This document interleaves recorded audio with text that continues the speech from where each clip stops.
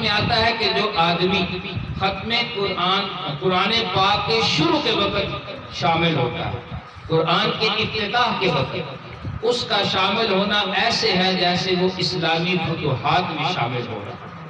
اور جو ختم قرآن کے وقت شامل ہوتا ہے وہ آدمی ایسے ہے جیسے فتوحات کے بعد مال غنیمت تقسیم ہوتا ہے، وہ اس تقسیم میں آدمی شامل ہے۔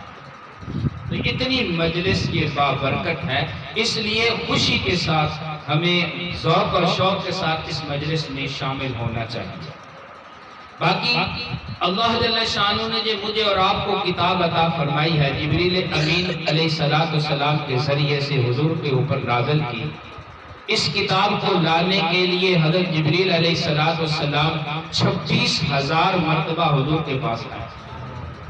23 سال کی مدت میں جبریل امین علیہ السلام کا حضور کے پاس وہی لے کے آنا 26,000 مرتبہ ہے۔ اور آپ علیہ السلام کو نبوت ملنے کے بعد سے لے کر آپ کے وصال تک 23 سالہ مدت 355 سال کا اسلامی 355 دن کا اسلامی سال ہے۔ تو 23 سال کو 355 سے ضرب دیں تو 8,165 دن بنتے ہیں۔ تو 26,000 پہ تقسیم کریں تو اوسطاً یوں کہہ لیں کہ گویا کہ آپ کے 23 سالہ مدت میں جبریل امین علیہ السلام روزانہ 3 مرتبہ آپ کے پاس وہی لے کر آئے۔ اور اتنی وحی کسی نبی کے اوپر نازل نہیں ہوئی جتنے حضور کے اوپر نازل ہوئی۔ یہ آپ علیہ السلام کی خصوصیت ہے۔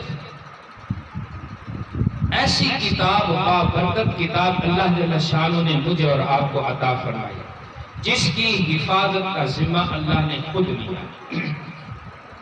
پہلی کتابیں جتنی بھی ہیں، کسی کتاب کو نہ کلام اللہ نہیں کہہ سکتے، کتاب اللہ تو کہہ سکتے ہیں۔ قرآن مجید کو کلام اللہ بھی کہہ سکتے ہیں، کتاب اللہ بھی کہہ سکتے ہیں۔ اور باقی کسی کتاب کی ذمہ داری اللہ نے حفاظت کی نہیں دی، کوئی باقی کتاب اپنی اصلی حالت پر موجود نہیں۔ تورات، انجیل، زبور، کوئی کتاب اصلی نسخہ نہیں ملتا اس دنیا میں۔ لیکن قرآن مجید فرقان حمید ایسی کتاب اللہ نے مجھے اور آپ کو عطا فرمائی ہے، جس کے بارے میں خود قرآن کہتا ہے کہ میں نے قرآن سے سوال کیا کہ اے قرآن تیرا نام کیا ہے؟ تو قرآن نے مجھے جواب میں بتلایا کہ میرا نام قرآن مجید ہے۔ پھر میں نے قرآن سے سوال کیا کہ اے قرآن بتا تو صحیح کہ تیری زبان کون سی ہے؟ تو قرآن مجید نے جواب میں مجھے کہا بلسان عربی کی مبین کہ میری زبان عربی ہے۔ پھر میں نے کتاب سے سوال کیا کہ تیری حفاظت کی بھی کوئی ترتیب ہے؟ تو قرآن مجید نے کہا کہ اِنَّا نَحْنُ نَزَّلْنَا الذِّكْرَ وَإِنَّا لَهُ لَحَافِظُونَ، کہ اللہ فرماتے ہیں کہ میں نے ہی اس کو نازل کیا اور میں اس کی حفاظت کرنے والا ہوں۔ پھر میں نے قرآن سے سوال کیا کہ اے قرآن بتا تو صحیح کہ تیرے اندر کسی شک اور شبہ کی کوئی گنجائش ہے؟ تو قرآن نے جواب میں کہا ذَلِكَ الْكِتَابُ لَا رَيْبَ فِيهِ، میں ایسی کتاب جس کے اندر شک و شبہ کی کوئی گنجائش نہیں۔ پھر میں نے قرآن سے سوال کیا کہ قرآن بتا تو صحیح کہ تجھے لانے والا کون ہے؟ تو قرآن نے جواب میں کہا تنزیل من نزل بہ الروح الامین، کہ مجھے لانے والے روح الامین جبریل امین علیہ السلام ہیں۔ پھر میں نے قرآن سے سوال کیا کہ اے قرآن تو آیا کہاں سے ہے؟ نازل تجھے کب کرنے والا ہے؟ قرآن نے جواب میں کہا تنزیل من رب العالمین، کہ مجھے اللہ جل شانہ نے نازل کیا ہے۔ پھر میں نے قرآن سے سوال کیا قرآن بتا تو صحیح کہ اس سے پہلے تو کہاں پہ موجود تھا؟ تو قرآن نے جواب میں مجھے کہا فی لوح محفوظ، کہ میں لوح محفوظ میں تھا، میں اس سے پہلے لوح محفوظ میں تھا۔ پھر میں نے قرآن سے سوال کیا اے قرآن تو بتا تو صحیح تو نازل کس پہ ہوا ہے؟ تو قرآن نے مجھے جواب میں کہا نزل علی محمد، کہ میں محمد صلی اللہ علیہ وسلم پہ نازل ہوا۔ پھر میں نے قرآن سے پوچھا اے قرآن تو بتا تو صحیح کس مہینے میں نازل ہوا ہے؟ تو قرآن نے جواب میں کہا شہر رمضان الذی انزل فیہ القرآن، کہ رمضان المبارک کے مہینے میں نازل ہوا۔ پھر میں نے قرآن سے پوچھا کہ اے قرآن تو بتا تو صحیح کہ اس رات کو نازل ہوا؟ قرآن نے جواب میں کہا فی لیلۃ القدر، کہ لیلۃ القدر میں نازل ہوا۔ پھر میں نے قرآن سے سوال کیا اے قرآن بتا تو صحیح کہ تو کس کے لیے نازل ہوا ہے؟ تو قرآن نے جواب میں مجھے کہا ھدی للناس، میں لوگوں کی ہدایت کے لیے نازل ہوا۔ ایسی کتاب اللہ جل شانہ نے مجھے اور آپ کو عطا کی۔ یہ ایسی کتاب ہے جس کے بارے میں حدیث پاک میں آتا ہے، بڑی عجیب حدیث ہے۔ آج ہم ابھی مولانا نے ختم کیا، پیچھے سننے والوں نے سنا، ان کا بھی ختم ہوا، ہم مبارکباد آج دے رہے ہیں۔ اور حدیث ہماری پیدائش ہے، اس مخلوق دنیا کی پیدائش سے 1000 سال پہلے فرشتوں نے ان کو مبارکباد دی۔ حدیث پاک میں آتا ہے کہ اللہ جل شانہ نے مخلوقات کو پیدا کرنے سے 1000 سال پہلے سورہ طٰہٰ اور سورہ یاسین کی تلاوت فرمائی۔ تو فرشتوں نے جب تلاوت کو سنا تو فرشتوں نے کہا خوشخبری ہو، مبارکبادی ہو اس امت کے لیے جس امت کے اوپر یہ قرآن یہ نازل کیا جائے گا۔ پھر خوشخبری ہو، مبارکبادی ہو ان سینوں کے لیے جو سینے اس کلام کو محفوظ کریں گے، خوشخبری اور مبارکبادی ہو ان زبانوں کے لیے جو زبان یہ کلام پڑھیں گے۔ مخلوقات کے پیدا کرنے سے 1000 سال پہلے فرشتے یہ مبارکباد دے رہے ہیں، ہم آج مبارک دے رہے ہیں۔ کتنی بڑی سعادت کی بات ہے کہ جو بچہ جوان بوڑھا ختم کرتا ہے، ایک فرشتہ اس ختم کرنے والے کی پیشانی پہ بوسہ دیتا ہے۔ اور قرآن ختم کرنا بہت بڑی سعادت کی بات ہے کہ حافظ قرآن بڑے فضائل، حقیقت بات میں اور آپ سوچ بھی نہیں سکتے جتنے حافظ قرآن کے فضائل اللہ نے بیان کیے، اللہ کے حبیب نے بیان کیے۔ حافظ قرآن کے بارے میں آتا ہے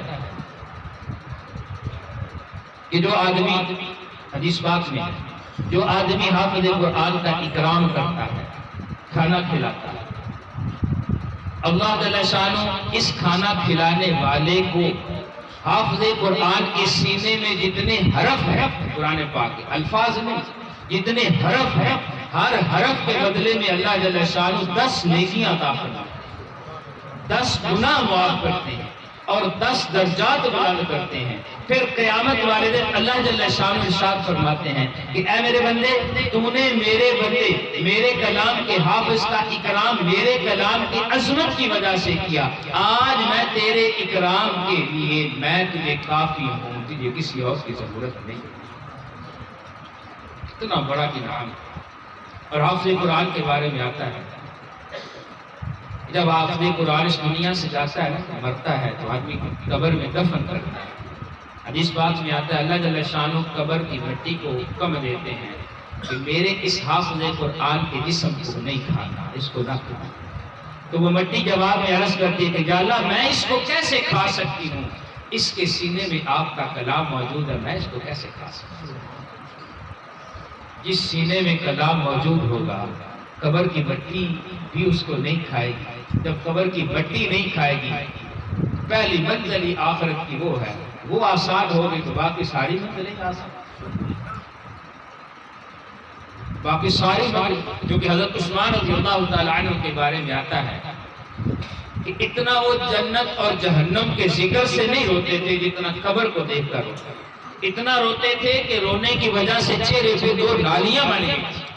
تو کسی نے پوچھا کہ اے عثمان، آپ جنت اور جہنم کے ذکر سے اتنا نہیں روتے جتنا قبر کو دیکھ کر روتے ہیں؟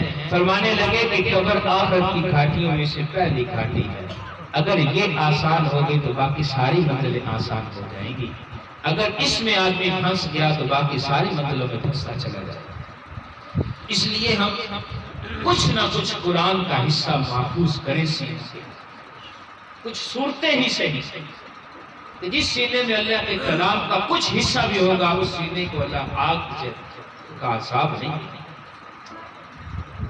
اور حافظ قرآن کے بارے میں آتا ہے، حدیث پاک میں آیا ہے اللہ جل شانہ اس حافظ قرآن کا اکرام کیسے کریں گے کہ جنت کی ایک اندر نہر ہے، اس نہر کا نام ریان ہے، اس نہر کے اوپر اللہ نے مرجان سے ایک شہر بنایا ہے، اس شہر کہ 70,000 دروازے سونے اور چاندی کے ہیں، اور وہ شہر اس حافظ قرآن کو دیا جائے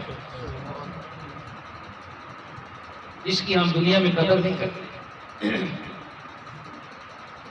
کتنی بڑی فضیلت. اور حضور صلی اللہ علیہ وسلم نے ارشاد فرمایا حافظ قرآن کے بارے میں یقال لصاحب القرآن، کل قیامت والے دن حافظ قرآن سے کہا جائے گا اقرا، پڑھنا شروع کر، ورتقی، جنت کے درجوں پہ چڑھنا شروع کر، ورتل کما کنت ترتل فی الدنیا، خوش الہانی کے ساتھ پڑھ جیسے تو دنیا کے اندر خوش الہانی کے ساتھ پڑھا کرتا تھا. فإن منزلک عند آخر آیت تقرأها، پھر آپ کا آخری ٹھکانہ، آخری درجہ جنت میں وہ ہوگا جب قرآن کی آپ آخری آیت کو پڑھیں گے. تو قرآن کی آیات 6666 ہیں.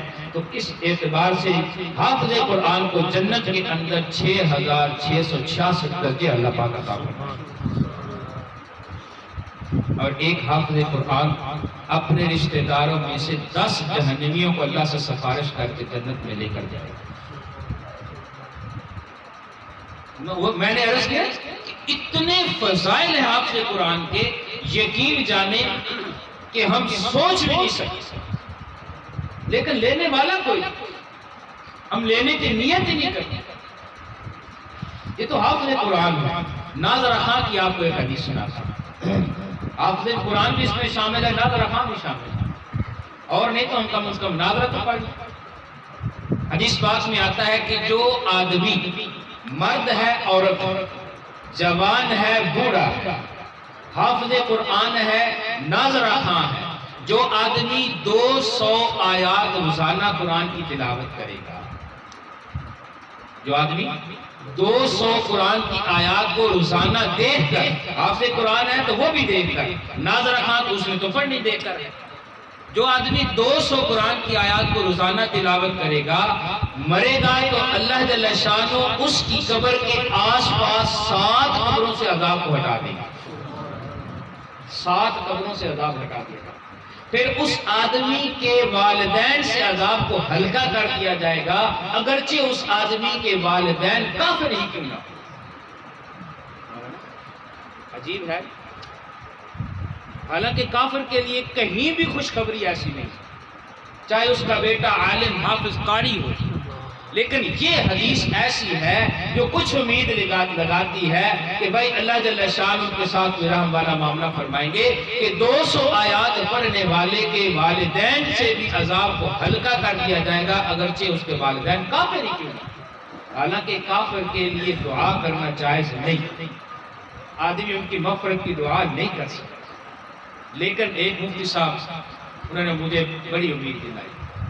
انہوں نے فرمایا کہ والدین اگر کافر ہونا مغفرت کی دعا تو نہیں کر سکتے، لیکن ان کے ساتھ نرمی کی دعا کر سکتے ہیں کہ یا اللہ ان کے ساتھ نرمی والا معاملہ.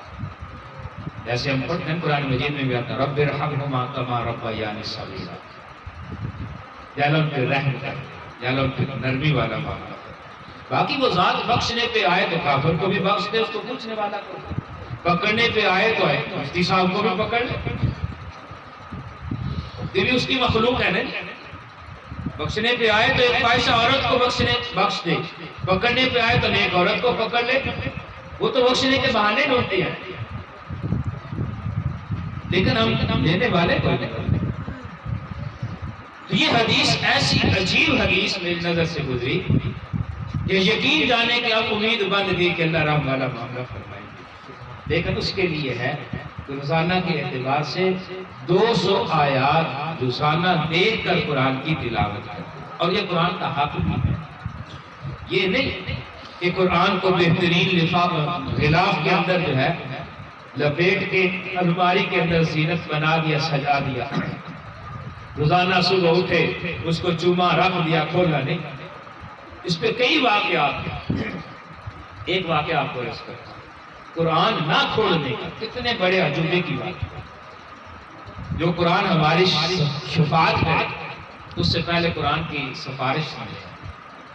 کل قیامت والے دن قرآن اللہ سے کہے گا حافظ قرآن کے بارے میں کہ یا اللہ اس بندے کو حافظ قرآن کو مزین کیے. اللہ جل شانہ اس کو عزت کا تاج پہنائے. پھر آپ قرآن جو ہے عرض کرے گا کہ یا اللہ اس کو اور مزین کیجیے. اللہ جل شانہ اس حافظ قرآن کو عزت کا لباس پہنائے. پھر اللہ جل شانہ سے قرآن عرض کرے گا کہ یا اللہ اس حافظ قرآن سے آپ راضی ہو جائیے. اللہ جل شانہ اس حافظ قرآن سے راضی ہو جائے. یہ قرآن کی سفارش ہے اس بندے کے ہم. اب وہ آپ کو واقعہ سناتا ہوں. تو ہم سارا سال قرآن کو دیکھتے ہیں.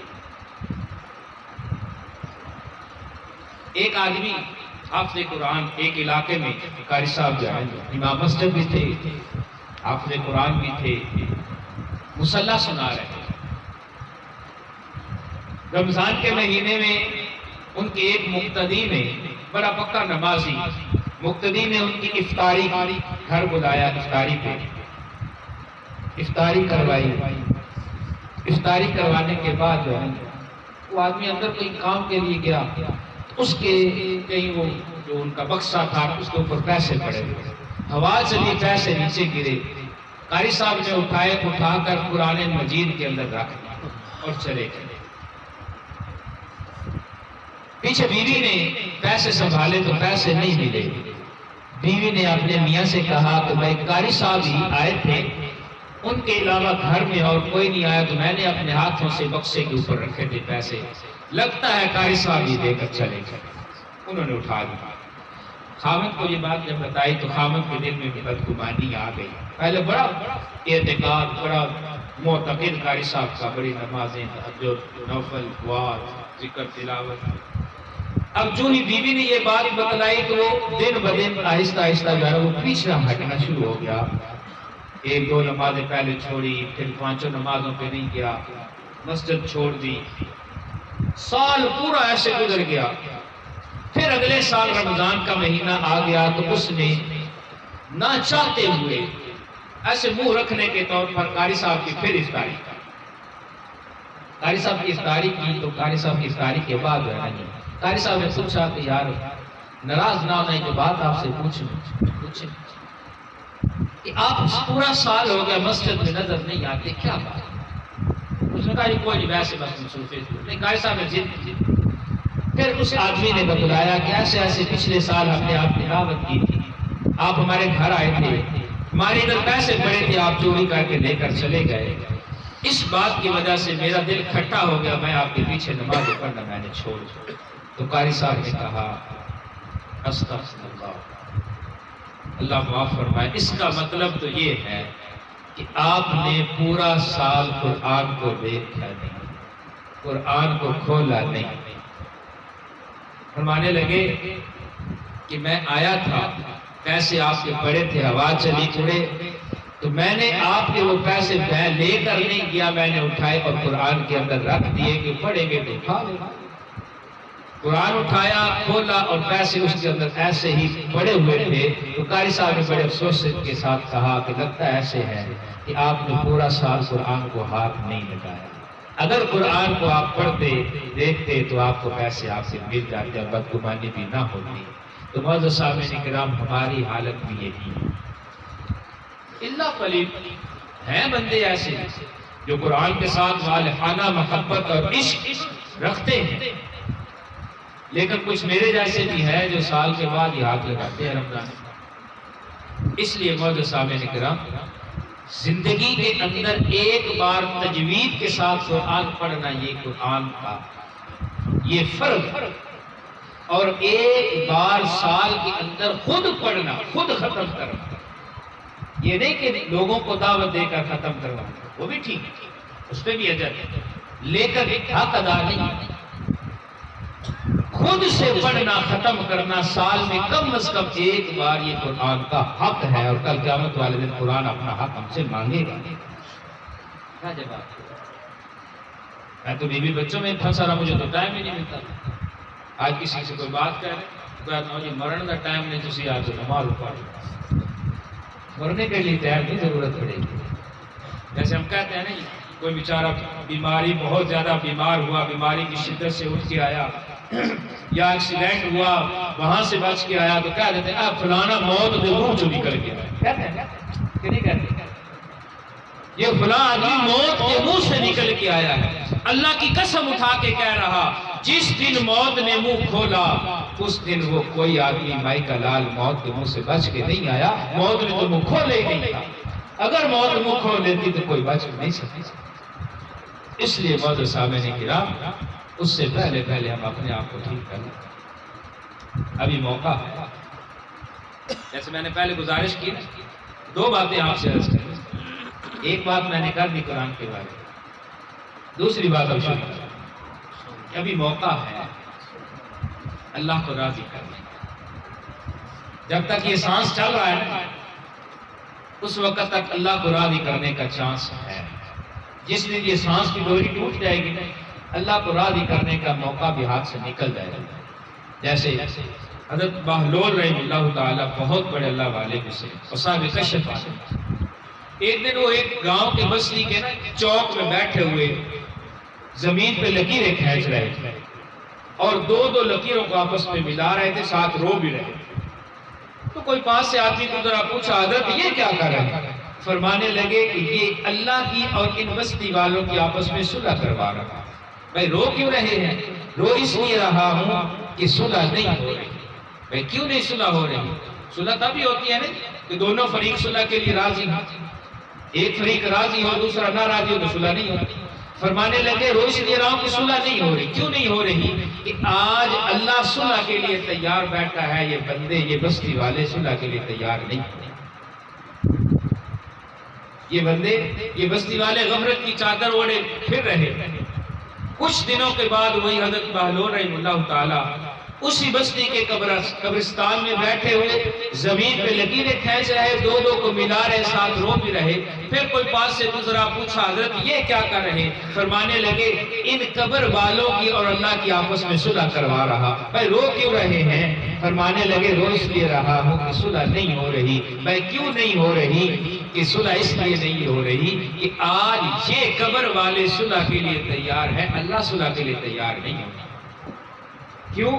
اس لیے کہ جو صلح کے لیے اللہ نے دنیا کی زندگی موقع کے طور پر دی تھی وہ ان قبر والوں سے موقع ہاتھ سے نکل گیا۔ اب یہ کہتے ہیں ربنا ابصرنا وسمعنا فرجعنا نعمل صالحا انا مؤمنون، کہ یا اللہ ایک بار پھر دنیا میں بھیج دے، تجھے راضی کر کے آئیں گے۔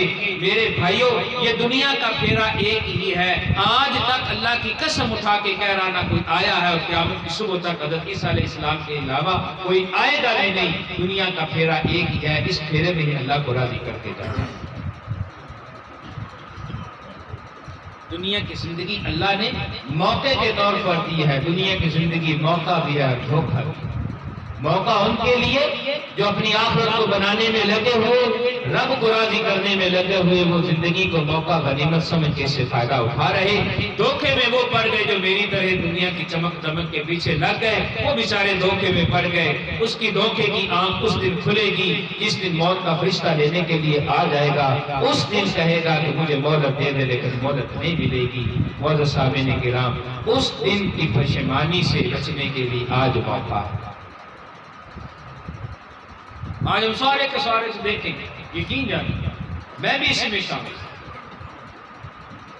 میں بھی اسی میں شامل ہوں کہ ہم سارے کے سارے جو ہے 24 گھنٹے دنیا کی فکر میں لگے۔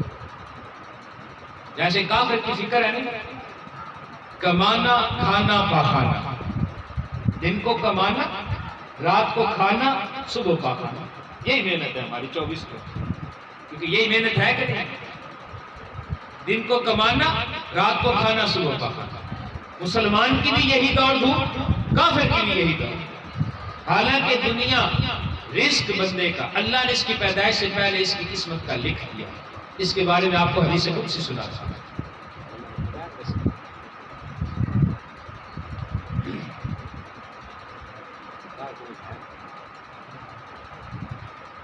اس بارے میں ایک حدیث قدسی آپ کو سنا تھا۔ اللہ جل شانہ فرماتے ہیں یبن آدم، اے آدم کے بیٹے، خلقتک للعبادۃ فلا تلعب، میں نے تجھے عبادت کے لیے پیدا کیا ہے، ہنسی کھیل کے اندر اپنا وقت نہ گزار۔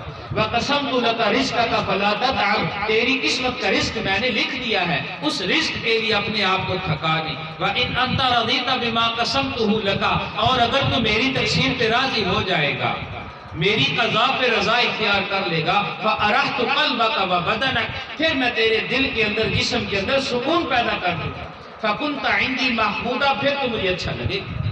جب تو میری تقسیم پہ راضی ہوگا پھر تو مجھے اچھا لگے گا. وَإِن لَمْ تَرْضَ بِمَا قَسَمْتُهُ لَكَ، اور اگر تو میری تقسیم پہ راضی نہ ہوا، میری قضا پہ رضا اختیار نہ کی، فَوَعِزَّتِي وَجَلَالِي، مجھے میری عزت کی قسم، مجھے میرے جلال کی قسم، لَأُسَلِّطَنَّ عَلَيْكَ الدُّنْيَا تَرْكَضُهَا كَرَكْضِ الْوَحُوشِ فِي الْبَرِيَّةِ، میں تجھے دنیا کے اندر رزق کے لیے ایسے مارے مارے پھیروں گا جیسے جنگلی درندے جنگل کے اندر رزق کے لیے مارے مارے پھرتے ہیں. فَكُنْتَ عِنْدِي مَذْمُومًا، پھر تو مجھے اچھا نہیں لگے.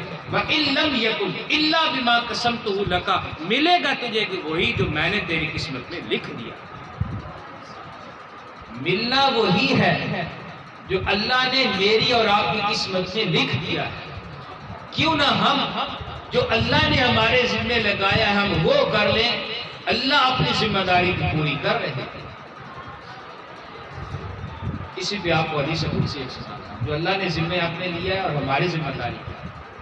حدیث قدسی اللہ جل شانہ فرماتے ہیں جب نہ آدم، اے آدم کے بیٹے، لی علیک فریضۃ، میرا تیرے اوپر ایک حق، لک علی رزقک، تیرا حق میرے اوپر یہ ہے تجھے رزق دینا. وَإِنْ خَالَفْتَنِي فِي فَرِيضَتِي، اور اگر تو میرے حق کو ادا کرنے میں کمی کوتاہی کرے گا، لَمْ أُخَالِفْكَ فِي رِزْقِكَ، میں تیرا رزق پہنچانے میں کبھی کمی کوتاہی نہیں کرنی. کیوں جی کتنی اللہ کی نافرمانی ہم کر رہے ہیں. کبھی ایک دن بھی اللہ نے بھوکا سلایا؟ بیگم سے لڑ کے بھوکا سو جائے تو الگ بات، گھر میں چولہا تو جلا ہے، کھانا تو بنا ہے. کوئی ایک دن ایک رات ایسی ہم نے نہیں دیکھی جس دن ہمارے گھر چولہا نہ جلا ہو، کھانا نہ بنا. اللہ اپنا حق ادا کر رہے ہیں. اپنے حق سے ہٹا ہے تو یہ آج کا انسان ہٹا. یہ انسان حق پہ آ جائے، یہ انسان اپنی ذمہ داری کو ادا کرنے والا بن جائے، اس کے لیے اللہ نے مجھے اور آپ کو احکامات دیے. احکامات میں سب سے پہلا اور سب سے اہم حکم، اور حدیث میں آیا جس کا سب سے پہلے حساب لیا جائے گا، وہ نماز. وہ نماز. نماز کی آپ نے کئی فضیلتیں سنی ہیں. ایک آپ لوگوں کو عجیب فضیلت سناتا ہوں، شاید پہلے آپ نے سنی ہو، ورنہ میں دعویٰ تو نہیں کر سکتا، لیکن آج یہ پہلی مرتبہ آپ حدیث سن رہے ہیں. جماعت کے ساتھ نماز ادا کرنے کی میں فضیلت آپ کو بتانے لگا ہوں، یقین جانے کہ آپ حیران رہ جائیں. حدیث پاک میں آتا ہے جب جماعت کھڑی ہوتی ہے، امام صاحب اللہ اکبر کہہ کے کھڑے ہو جاتے ہیں، نیت باندھ دیتے ہیں، پیچھے مقتدی بھی کھڑے ہو گئے. اللہ جل شانہ جبریل امین علیہ السلام کو حکم دیتے ہیں کہ جبریل جاؤ دیکھ کے آؤ کہ امام کے دل کے اندر خشوع اور خضوع ہے. جبریل آتے ہیں اور دیکھ کر واپس جا کر عرض کرتے ہیں کہ اللہ امام کے دل میں خشوع خضوع نہیں. پھر اللہ جل شانہ فرماتے ہیں کہ اے جبریل جاؤ بھلا امام کے بالکل جو پیچھے آدمی کھڑا ہے اس کے دل کے اندر خشوع ہے. جبریل آتے ہیں دیکھ کر جا کر بتاتے ہیں کہ اللہ اس کے دل میں خشوع خضوع نہیں. پھر اللہ فرماتے ہیں کہ اے جبریل جاؤ امام کے جو پیچھے دائیں طرف کھڑا ہے اس کے دل میں خشوع ہے، دیکھو. دیکھ کر جا کر بتاتے ہیں کہ اللہ اس کے دل میں خشوع خضوع نہیں. اللہ فرماتے ہیں جبریل جاؤ جو امام کے پیچھے بائیں طرف کھڑا ہے اس کے دل میں خشوع خضوع ہے. جبریل آتے ہیں دیکھ کر جا کر بتاتے ہیں کہ اللہ اس کے دل میں خشوع خضوع نہیں. ایسے کرتے کرتے پوری جماعت کو دیکھا جاتا ہے کہ ایک آدمی بھی خشوع خضوع سے نماز نہیں پڑھا جماعت کے ساتھ. جبریل جا کر بتاتے ہیں یا اللہ کوئی آدمی بھی خشوع خضوع کے ساتھ جماعت سے نماز نہیں پڑھ رہا. اللہ جل شانہ فرماتے ہیں جا جبریل اعلان کر دے مجھے میری عزت کی قسم میں نے سب کی نماز کو قبول کر لیا کہ میرے ذکر کرنے کے لیے اکٹھے تو ہوئے. کیا یہ وہ رب ہے، وہ رب ایسی ذات اتنا دینے کے لیے تیار بیٹھی. ہم لینے والے بن رہے ہیں، ہماری حالت ہے لینے والے. اس سے بڑھ کے دینے کی کوئی انتہا ہے؟ سارے اپنی نمازوں میں دکانوں کا حساب، اپنے کاروباروں کا حساب، اپنے بیوی بچوں کو دیکھ رہے، رب کو کوئی بھی نہیں دیکھ. حالانکہ جب آدمی نماز کی نیت باندھتا ہے نا، اللہ ساری چیزیں چھوڑ کر اس بندے کی طرف متوجہ ہوتے ہیں، اور جب یہ بندہ کہتا ہے الحمدللہ رب العالمین، اللہ جواب میں ارشاد فرماتے ہیں حمدنی عبدی، میرے بندے نے میری تعریف کی۔ اللہ متوجہ الرحمن الرحیم پڑھتا ہے اثنا علی عبدی، اللہ فرماتے ہیں جواب میں میرے بندے نے میری ثنا بیان۔ مالک یوم الدین کہتا ہے، اللہ جواب میں ارشاد فرماتے ہیں مجدنی عبدی، میرے بندے نے میری بزرگی بیان۔ کوئی ہے ایسی ذات؟ تو ہم بچوں کی طرح متوجہ ہیں، بچے ایسے جواب توجہ سے نہیں دیتے جو رب ہمارے جواب کا جواب دے۔ پھر جو ہی ہم خیال اپنا پھیرتے ہیں نماز سے ہٹاتے ہیں، اللہ بھی اپنی توجہ ہٹاتے ہیں۔ اس لیے کتنا بڑا حکم جو اللہ نے باقی سارے احکامات نماز زمین پہ لیے ہیں، زمین پہ نازل کیے ہیں، نماز کا ایسا حکم ہے اپنے محبوب کو معراج پہ بلا کر دیا تحفے میں۔ اور اسی کے بارے میں سب سے پہلے قیامت والے نے صاف کیا، جس کی نمازیں پوری اس کے باقی سارے اعمال پورے، جس کی نمازوں میں کمی ہوگی اس کے باقی اعمال میں بھی کمی ہوگی۔ ایک ہم اس کا ہی لڑ پکڑ لیں، ایک نماز کو ہی پکڑ لیں، آج ہر بندہ پریشان ہے، مر گئے جی مر گئے، گورنمنٹ ساڑھے حکمرانہ مار دیتا، سانو مہنگائی دے تھلے مار دیتا، ان کو کیوں دوش دیتے ہیں؟ ان کو کیوں دوش دیتے ہیں؟ کبھی اپنے آپ کو بھی کوسا ہے کہ میں برکت والے اعمال کر رہا ہوں؟ زیادہ کی ضرورت نہیں، کثرت نہ مانگا کریں اللہ سے، اللہ سے برکت مانگے۔ اللہ تھوڑا ہوگا برکت والا ہوگا، اللہ اس کو پورا کرے، زیادہ ہوگا برکت نہیں ہوگی، کمی نہیں پورا نہیں ہوگا۔ برکت مانگا کریں اور برکت والے اعمال اختیار کریں، اور برکت والے اعمال میں سب سے پہلا عمل وہ نماز۔ یقین جانے مولا نے حکم دے دیا، وقت مختصر ہے، وگرنہ اس بات پہ نماز پہ پڑھنے پہ اور نہ پڑھنے پہ وعیدیں بے برکتی یہ بیان کرنا شروع کر دیں، یقین جانے کے گھنٹے گزر جائیں۔ ہر بات کو تھوڑا تھوڑا ٹچ دے رہا تاکہ شاید کسی کے دل میں اتر جائے۔ اس لیے معزز سامعین کرام، یہ رمضان المبارک کا مہینہ اللہ نے مجھے اور آپ کو دینے کے لیے دیا ہے، نوازنے کے لیے دیا ہے۔ 11 مہینے ہم اللہ کی رحمت کو ڈھونڈتے ہیں، ڈھونڈتے کہ نہیں ڈھونڈتے؟ مانگتے ہیں کہ نہیں مانگتے؟ یہ پورا مہینہ اللہ کی رحمت دعاندار برسائی جا رہی ہے، بارش کی طرح برسائی جا رہی ہے، لینے والے نہیں پاتے۔ 24 گھنٹے اللہ دینے کے لیے تیار بیٹھا ہے، لیکن ہم غفلت میں تھے۔ اس لیے معزز سامعین کرام، ابھی جتنے رمضان کے دن گزر گئے، ناقدری ہوئی، اس پہ توبہ کرو۔ التائب من الذنب کمن لا ذنب له، گناہ سے معافی مانگنے والا ایسے ہے جیسے اس نے کوئی گناہ کیا ہی۔ تھوڑا سا مانگے، اس کے بعد 2 باتیں کرتے ہیں، دعا کرتے۔ توبہ پہ مجھے واقعہ ذہن میں آ گیا، آپ نے پہلے سنا ہوگا۔ اس توبہ پہ واقعہ، توبہ کے لیے اللہ ایسی ذات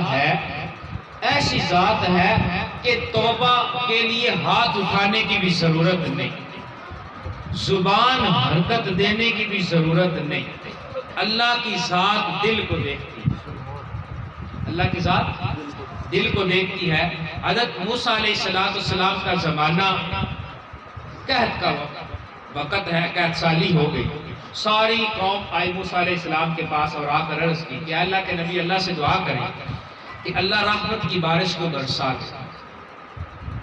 حضرت موسیٰ علیہ السلام نے اپنی قوم کو میدان طی میں اکٹھا کیا اور اللہ سے ہم کلام ہوئے، اللہ سے عرض کی کہ یا اللہ قحط سالی ہے، جانور چرند پرند انسان بھوکے پیاسے مر رہے، یا اللہ بارش کی رحمت کی بارش کو برسا دے۔ اللہ جل شانہ نے فرمایا کہ موسیٰ اس مجمع کے اندر میرا ایک نافرمان بیٹھا ہے، وہ اٹھ جائے تو میں بارش کو برسا دوں۔ آپ چاہتے ہیں کہ کان کھڑک ہوئے، اس بندے کو بھی موسیٰ علیہ السلام نے اعلان کر دیا، اللہ فرما رہے ہیں کہ اس مجمع میں میرا نافرمان بیٹھا ہے، وہ اٹھ جائے تو میں بارش کو برسا دوں گا۔ تو اس بندے کو دل میں آ گئی کہ بات میری ہی ہو رہی، باقی تو سارے اللہ کو راضی کرنے والے، میں ہی ایک ناراض کر رہا ہوں۔ کوئی اٹھا نہیں، کسی نے ہاتھ نہیں اٹھائے، کسی کی زبان حرکت نہیں، کسی نے کوئی آواز نہیں سنی۔ اس بندے نے دل ہی دل سے اللہ کے سے کال ملائی، اور وہ ایسا نیٹ ورک ہے، کبھی نیٹ ورک بیزی نہیں ہوا، کبھی سگنل ڈراپ نہیں ہوئی، جس نے جس وقت بھی کال ملائی ہے ڈائریکٹ ملی۔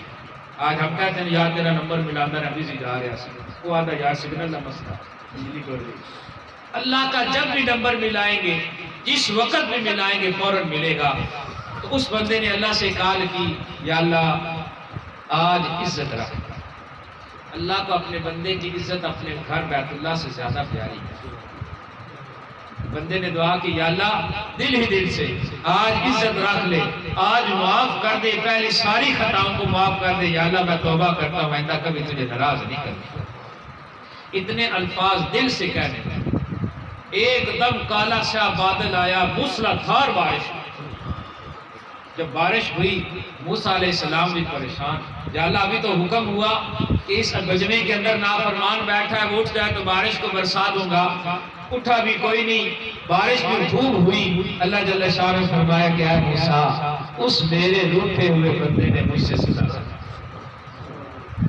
اس روٹھے ہوئے بندے نے مجھ سے سنا۔ موسیٰ علیہ السلام نے عرض کی، یا اللہ اس کا نام تو بتا دے، وہ بندہ تو دکھا دے۔ اللہ جل شانہ نے فرمایا کہ اے موسیٰ، جب تک وہ میرا نافرمان تھا میں نے کسی پہ ظاہر نہیں کیا، اب تو اس کی میری یاری لگی، آپ نے کیسے بتا دیا؟ وہ ذات ایسی ذات ہے، اس ذات سے مجھے اور آپ کو موقع دیا ہے۔ حدیث پاک میں ارشاد فرمایا، الکیس من دان نفسہ عامل لما بعد الموت، عقل مند سمجھدار وہ آدمی ہے جو مرنے سے پہلے مرنے کی تیاری کر لے۔ والعاجز من اتبع نفسہ ہواہ وتمنى علی اللہ، عاجز اور بے وقوف وہ آدمی ہے جو اپنی خواہشات کے مطابق زندگی گزارے اور اللہ پہ امیدیں باندھے۔ تو میں مرنے سے پہلے مرنے کی تیاری، اس کی مثال پھر کئی لوگوں نے سنی بھی ہوگی پہلے کہ سانپ اور چیل کی آپس میں دوستی۔ سانپ آپ نے دیکھا ٹیڑھا چلتا ہے، بال کھا کے چلتا ہے، اور چیل اونچی اڑتی ہے، بالکل پروں کو سیدھا رکھتی ہے۔ تو چیل اپنے دوست سانپ سے کہتی ہر بار کہ یار تو سیدھا چلا کر، ٹیڑھا نہ چلا کر، ایسے ٹیڑھا چلتا ہوا تو اچھا نہیں جاتا، تو سیدھا ٹوریا کر، ڈنگا نہ ٹوریا کر، ڈنگا ٹورا چلتا نہیں۔ سانپ میری طرح آگے سے جواب دے دیتا، میں عادت سے مجبور نہ سیدھا چل نہیں سکتا، میں عادتوں مجبور سیدھا دوڑ نہیں سکتا۔ سانپ یہ کہہ دیتا، چیل اس کو روزانہ یہ کہتی یار تو سیدھا چلا کر۔ ایک دن چیل اونچی اڑ رہی، اللہ نے نظر اس کو بڑی تیز دی، اونچی اڑ رہی، نیچے نظر دوڑائی، دیکھا اس کا یار جو سانپ جو ہے وہ سڑک کے اوپر بالکل سیدھا تیر کی طرح ہوا پڑا۔ بڑی خوش ہوئی دل میں، آج میرے دوست یار نے میری بات کو مان لیا، آج سیدھا ہوا۔ تیزی سے نیچے آئی، یار کے پاس دیکھا سر کچلا پڑا، مرا پڑا اور سیدھا ہوا پڑا۔ اس وقت چیل نے ایک ٹھنڈا سانس لیا، ٹھنڈا ہوکا بھریا، ہائے میں کہہ تھک گئی یار سیدھا ٹریا کر، مر کے سیدھا ہویا کہ کی سیدھا۔ معزز سامعین کرام، ہم اپنے آپ کو بھی سیدھا کر لیں، وگرنہ جب موت کا وقت آتا ہے، پاس بیٹھنے والے دوست رشتہ دار ہاتھ پاؤں سیدھا کرتے ہیں، تو اس وقت سیدھا ہونے کا کوئی فائدہ اب ہے۔ اللہ مجھے اور آپ کو عمل کی توفیق عطا فرمائے۔